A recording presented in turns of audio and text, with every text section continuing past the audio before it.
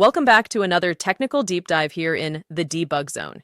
Today we're tackling a big question and breaking it down with insights from other users. Hopefully this clears up some misconceptions and helps you get the answer you need. So buckle up, stay a little curious, and let's jump right in.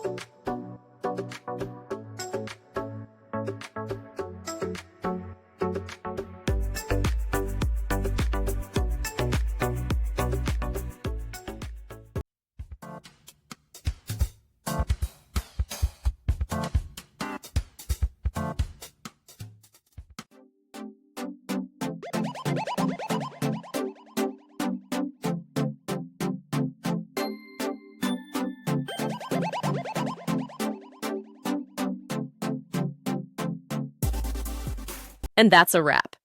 I hope you found the answer you were looking for. If you did, take a second to hit that subscribe button. It really helps out.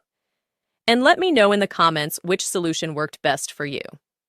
See you next time in the debug zone.